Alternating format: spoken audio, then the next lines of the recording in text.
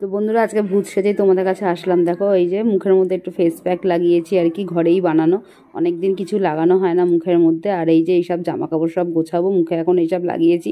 এইসব লাগানোর পরেই যতটুকু কাজ থাকে করে নিই। চলো তারপরে আসছি তোমাদের কাছে, ঠিক আছে? আর এই যে আমি এখন গুড ইভিনিং বলবো না কি বলবো ঠিক জানি না বন্ধুরা, এখন অনেক রাত হয়ে গেছে, রাত্রিবেলা গুড নাইটও বলতে পারছি না। জল দিচ্ছি, জল চাইলাম।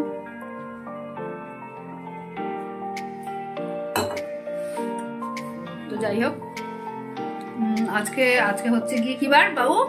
সোমবার। আজকে এই যে সোমবার, এই যে রাত্রিবেলা এখন রান্না হচ্ছে।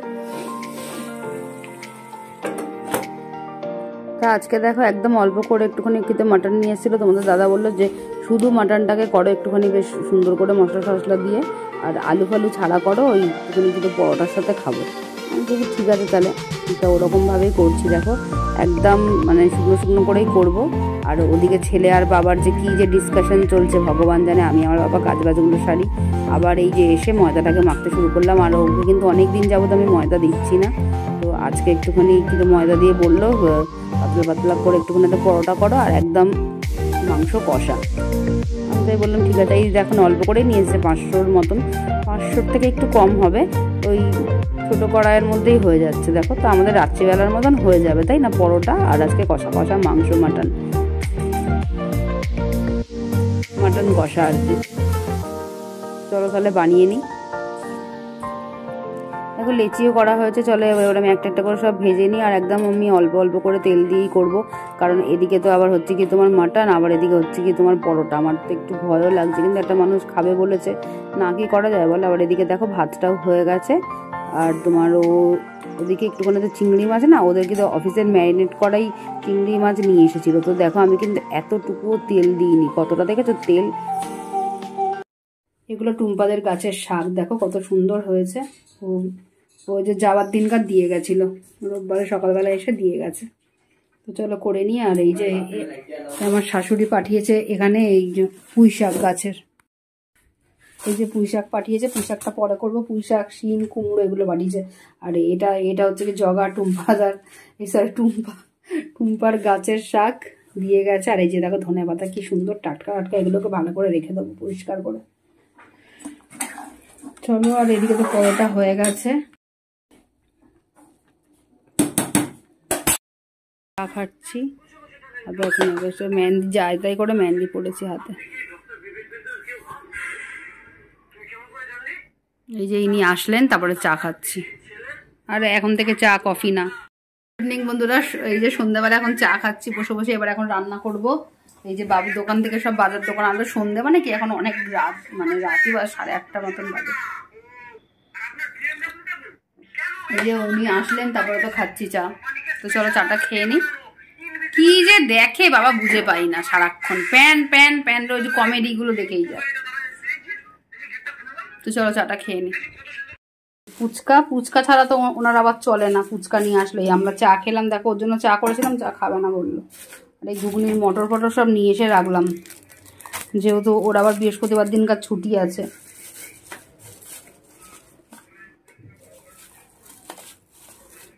আর এখানে বাসনগুলো সব ধোয়া হয়নি।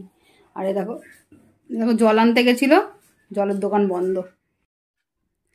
এদিকে দেখো না কিরকম করে ফুচকা খাচ্ছে, খালি দেখো তোমাদেরকে লুকিয়ে লুকিয়ে আমি দেখাচ্ছি, ক্যামেরাটা করছে। কারণ ও যদি দেখে যে ফোন চলছে তাহলে তো আর খাবেই না।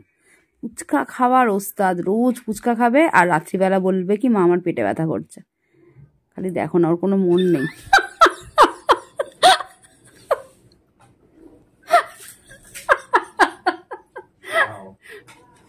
ওর ফুচকা খাওয়ার এত তাড়া, দেখো বাইরের লাইটটাকেও নেবায়নি,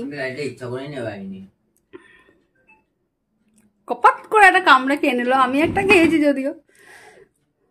খা আরটা খা, খা না। দেখো লাইটটা অব্দি। আর এই যে জলের ড্রামটা কি বাইরেই থাকবে আজকে? তোমরা পারো, বাড়ির সামনে জলের দোকান হয়েও জল আসে না। সামনে জলের দোকান, তাও আমাদের ঘরে জল। গেটটা দি দাঁড়াও।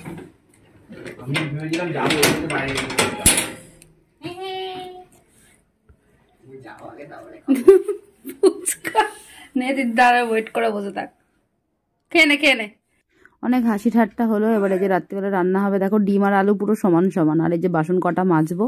আর এই যে তোমাদের দাদা শুয়ে শুয়ে এখন অ্যানিমেল দেখছে, অ্যানিমেল মুভি। তো চলো আমি এদিকে ডিমের ঝোল আর ভাতটাকে করে নিই। আর আজকে একদম ডিমের ঝোল আর ভাত, ও আবার রুটিও হবে, সরি বলতে ভুলে গেছি। রুটি ছাড়া তো আবার ওনাদের মুখে ঢোকে না। আর আমার তো রাত্রিবেলা যত রান্না দেয় আর বলো না, সারাটা দিন আমার রান্না না করলেও চলে। তোমরা জানো যারা আমার ব্লগ দেখো, আমার রাত্রিবেলায় হচ্ছে কি 2-4 পদের রান্না হয়। তো চলো করে নিই। আর তাও তো আজকে ভালো যে আজকে সবাই বলেছে ডিমের ঝোল দিয়ে রুটিটা খেয়ে নেবে। তাহলে কি হলো, ডিমের ঝোল দিয়ে কালকেও তাহলে খাবারটাও নিয়ে চলে যেতে পারবে, আর আজকেও খাওয়া হয়ে যাবে। শুধু জাস্ট রুটিটা করলেই হবে, আর একদিকে ভাতও হচ্ছে। তো চলো তাহলে ফটাফট করে নিই। আর ওই যে মিক্সিটা না আমার খারাপ হয়ে গিয়ে প্রচণ্ড অসুবিধা হচ্ছে বন্ধুরা। এই হাতে এরকম করে ছুলতে কাদের হাতের চামড়া ছুলে যায় বলো তো? আমার তো ছুলেই যায়, আমার তো প্রায় সময় মানে কিন্তু ঘষে যায়, স্লিপ কেটে যায় আর কি। এই যে ধরে না পেঁয়াজটা বেশি করে ছুলতে গেলেই না পেঁয়াজটা হরকে সরে যায়, আর আমার আঙুলটাই চিপা হয়ে যায় ওইটার মধ্যে। আমার সঙ্গে তো এটা প্রায় সময়ই হয়, কিন্তু কিছু করার নেই। তো চলো করে নিই। আর এখানে দেখো ডিম আলু সেদ্ধ হয়ে গেছে, একটা ডিমের খোসা ভেঙে মানে উঠে চলে এসছে। আমি তো ভাবলাম না ডিমটা মনে গেল। আজকে অল্প করে তেল মশলা দিয়ে ডিমের ঝোল করব। আর ডিম আর আলু যখন একই সঙ্গে যখন ঝোলে পড়বে বোঝাই যাবে না যে কোনটা ডিম আর কোনটা আলু। দেখো একই সাইজের হয়ে গেছে। আর এই যে নতুন আলু কার ভালো লাগে গো খেতে, আমার তো একদম ভালো লাগে না খেতে। কিন্তু আর কি করা যাবে, বাজারে এখন কিন্তু পুরনো আলু দেখতেই পাচ্ছি না, ভালো লাগছে না ওই জন্য। আর এই যে তোমাদেরকে আমি কিন্তু দুদিনই ইভিনিং থেকে ব্লগটা আমি স্টার্ট করলাম বন্ধুরা। কিছু করার নেই, কেন বলো তো, আমার সকালবেলা সেরকম কোনো কাজও থাকছে না যে আমি তোমাদের সাথে শেয়ার করব। আর ইচ্ছা করছে না আমার, মনে হচ্ছে আজকে আমাকে রান্নাটা যদি কেউ করে দিত। সর একদম মুখের সামনে ক্যামেরাটা নিয়ে এসছে, এদিকে কড়াইও জ্বলে যাচ্ছে। রাস্তা কর ভালো লাগছে না কাজ করতে, ঘুম পাচ্ছে কি।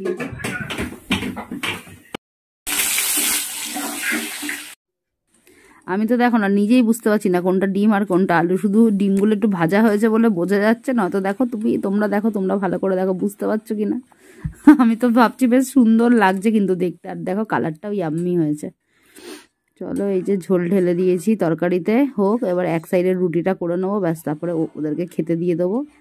তারপরে আমার শান্তি, আজকে আমার কাজ করতে একদম ইচ্ছা করছে না। আর এই তো এখানে শুয়েই আছে। যাও না ঘরে যাও, খেতে দিচ্ছি, যাও। বেশ কি সুন্দর বই দেখে যাচ্ছে, যাও খেতে দেবো তো। বেড়ে দিয়েছি খাবার, চলো এবার অর্কটটা বেড়ে দিই। আবার খাওয়া দাওয়া হয়ে গেছে। এরকম তুই এটা কি বাবা, দেখো ডিমের ঝোলটাকে খেয়েছে কিরকম করে।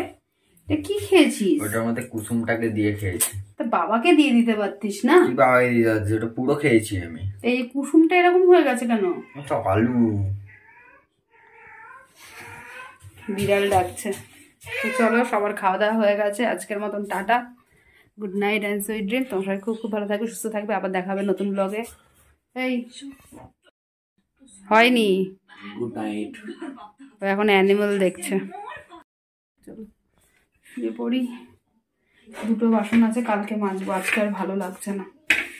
এই ওর একটা থালা আর এই একটা থালা, ব্যাস। এছাড়া সমস্ত কিছু কাজবাজ হয়ে গেছে। আমি আর রাত্রিবেলা কিছু খাইনি, আমার আর ভালো লাগছে না আজকে কিছু খেতে, ওই জন্য কিছু খেলাম না। তো চলো বন্ধুরা টাটা, গুড নাইট।